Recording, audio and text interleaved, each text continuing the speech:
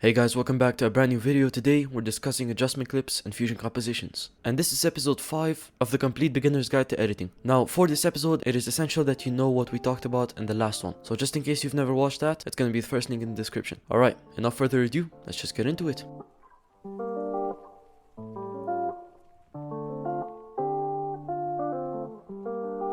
Now this video is going to be a bit more fast paced than usual, but don't worry, you're going to understand everything. So start off, we're just going to go to our editing tab, go over to the left, click on effects, and you'll see adjustment clip and fusion composition. Now there's a difference between them, but you'll only notice it when you go into the detail. Now let's first talk about what these are. So adjustment clips and fusion compositions are used just for animating purposes. For example, adjustment clips are used for animating transitions, and fusion compositions are used to animate title animations. Whenever you see those custom transitions that are really cool, but you have no idea what preset they are, well, they're not a preset. They're just custom made and animated by a person. Now, to tell the difference between both of them, we're gonna have to go into them. But before that, I'll just tell you that adjustment clips are used to make transitions and fusion compositions are used for title animations. Now that's it for the explaining part. Let's talk about how to use them. So I'm just gonna go ahead and drag in a clip. Alright, now that we have our clip, let's talk about how these two behave. So if you hold onto it and drag it into our timeline, you'll see that it acts just like a clip. However, when we play it, there's nothing happening. So the best way to explain this is basically this is a transparent clip that will affect your video since you placed it on top of it. Let me give you an example. We're gonna make this a simple transition. So let's say I just put these two different cuts right here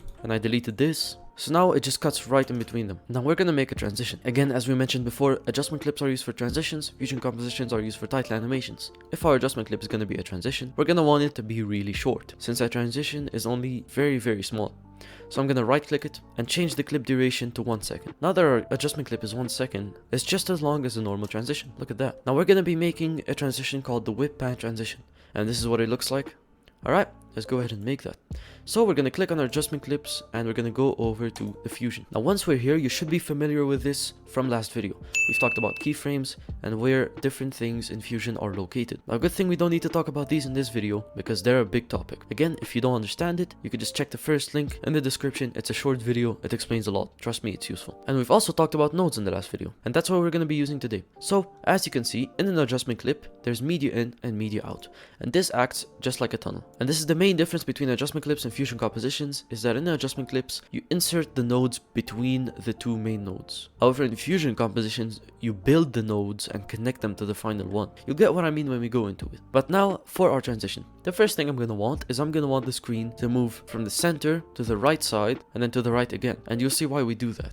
So I'm going to go ahead and go over to here where there's a transform node. I'm going to hold on to it. I'm going to drag it straight to our center. And as you can see, it gives me the green outline where I can actually move my clip around. So the first thing I'm going to do is I'm going to locate where the cut is. And I realize that it's right here. So between these two frames is where our transition center point is going to be. So I'm going to go 1 frame before the cut. And I'm going to remember that it's at 86, 410. So we'll go at the beginning and we'll place a keyframe for our center at 0.05, which is the center of our screen.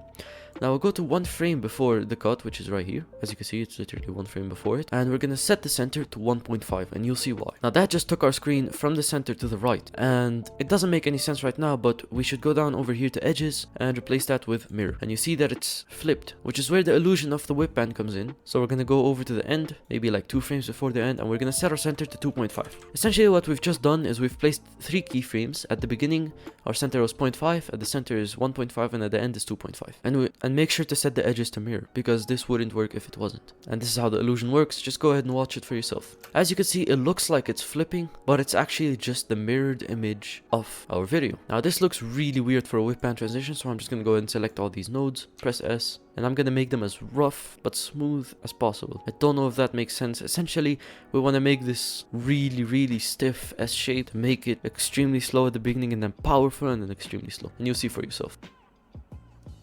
And that's exactly what our transition should look like. Now to make it more natural, I'm just going to take these nodes and I'm going to maybe extend them a bit down. These tiny details really do affect it, believe it or not. Now that's our basic video going from center to right. And it looks really cool. But what we could add into it is some motion blur to make it look more realistic. So we're going to go up and over to the effects tab. We're going to open up Open Effects, click on Resolve FX Blur, and click on Directional Blur, hold on to it, drag it over down, and you'll see it becomes a node. So we can place it in our so-called tunnel. So with directional blur, you can see you could place keyframes for your strength, which is exactly what we need. But for now, let's go ahead and place strength all the way up, and you'll notice that first of all, it's at a 45-degree angle, and our transition is moving at a 90-degree angle because it's moving from center to right. So we're gonna have to change the blur angle all the way to 180 or 9 or 0, whichever one's easier for you. And as you can see, there's this weird looking checkboard in the background, which is our empty background. So we're gonna set the border type to reflect, and that solves our issue. So at the beginning, our clip is barely moving, so we'll place a keyframe for the blur strength being 0. We're gonna go over to the center where we can see our middle keyframe over here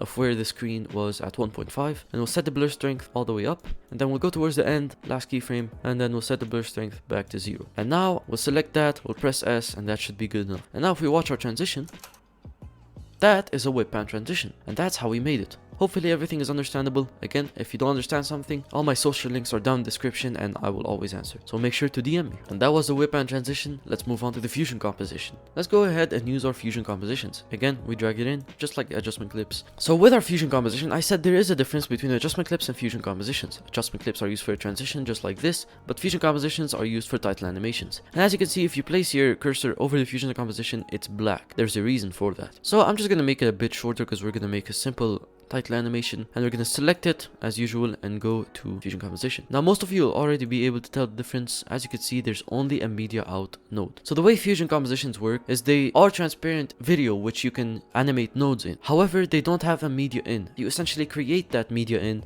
which is our title animation, then you connect it to the media out. You'll get what I mean in a second. So our title animation is going to be a simple title pop-up, as you can see on the screen right now, and to make that, it's going to be really easy. Let me show you how to do it. So make sure to remember the main idea, that we are creating a media in, essentially node, but it's many nodes connected to one that will lead into the media out, which will create our title animation. It's basically like creating the entrance to our already existing exit of a tunnel, and this will all be clear once you understand how it works. Alright, so let's make that title animation. First thing I'm going to do is I'm going to drag in a background node. I'm going to set that background to white. Then I'm going to take that background node and add a merge node, which I don't think we've talked about these before. What merge nodes do is they connect many node inputs to take them out of one output. So as you can see, we connected our background over here, and to our background we're going to connect a square rectangle node, which will make our background a rectangle, which is then an input into the merge node, which takes it as an output to the media out node. So you might be wondering which one of these arrows to connect it to.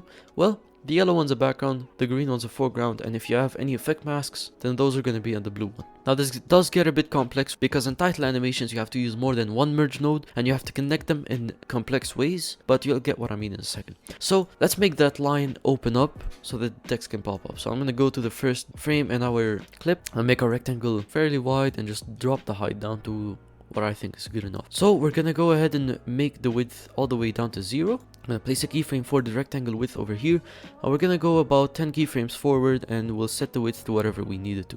I'm gonna make it about this big, and of course our title animation has to close out at the end, so go to the last 5 keyframes, place a keyframe there, and then place a keyframe after it, setting the width down to 0. So we're gonna go ahead and smoothen those out, and we've got the beginning of our title animation. So I'm just gonna make this a bit more round to make it look a bit more natural. Now I want the title to pop up right after this line opens up, but I don't want it to look robotic and weird. So to make it look more realistic, we're gonna go 2 frames before it fully reaches its width, so that's frame 8. And now we're gonna start with our title. Titles and title animations are fairly simple. To make them pop out of somewhere and be visible in only one part and not the second, you'll need to cover them up with a square node.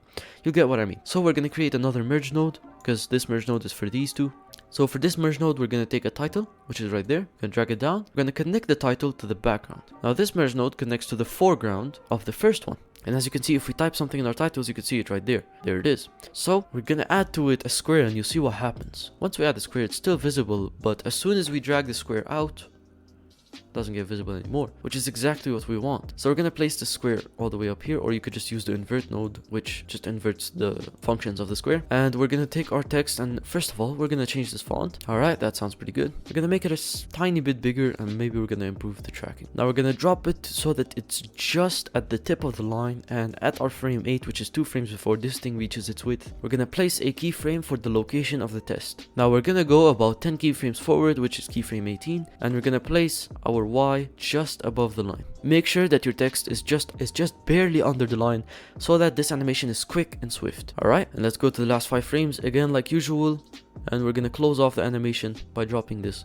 down. So first thing we're gonna do is we're gonna take this, and we're gonna smoothen it out, and we're gonna smoothen this out. So now if we play this through, let's go ahead and watch it.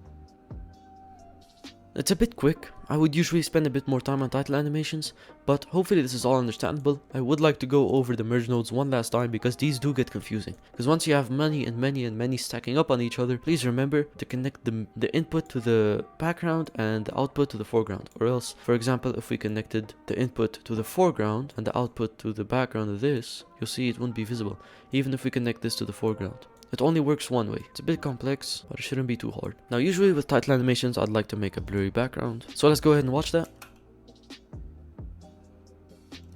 Alright, and that's it for our video. Thank you so much for watching. Hopefully you've learned a lot this time, because we've covered adjustment clips and fusion compositions in one video. So now go out there and try and make title animations for yourself, because there's a lot of them and there's a lot of YouTube tutorials on how to make them. Anyway, thank you for watching and have a good day.